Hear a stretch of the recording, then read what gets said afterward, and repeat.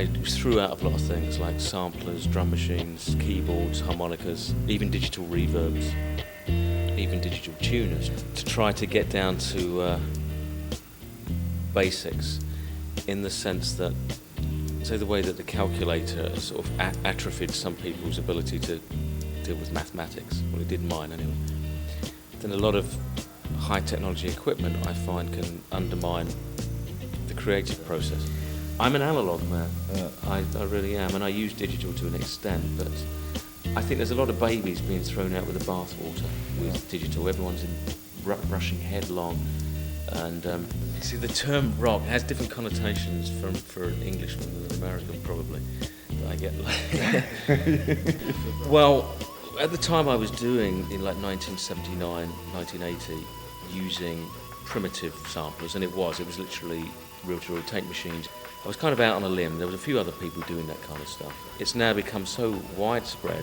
You just turn on run through the dial or the TV channel. It's just like drum loops and the same sounds and this and that.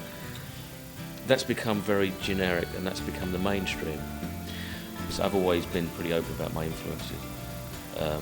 From those early bands like the Throbbing Gristle and the Cabs and John Lennon's, whatever. I constantly talk about the people that influenced me.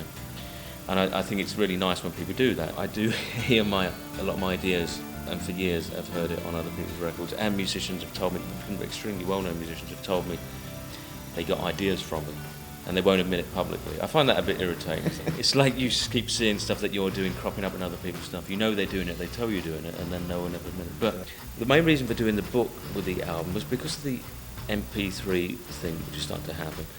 I can't blame people for wanting to have an MP3 and then burn it onto a CD. CDs themselves, I think it's been such a rip-off for a long time. The kind of packaging that you get, it costs pennies, and they rip off the artist by deducting 25% of the royalties, rip off the public by overcharging for it. So our thinking was to create something that was a bit more worthwhile having.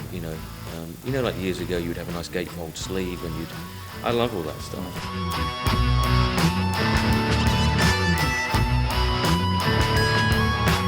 Love being in a little studio. It's all dark with all the equipment. I love it.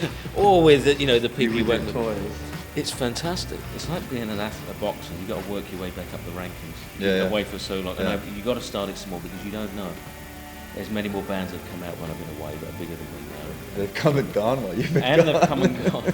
So I feel very excited. There's a lot of good things on the horizon. The key thing for me is to keep working.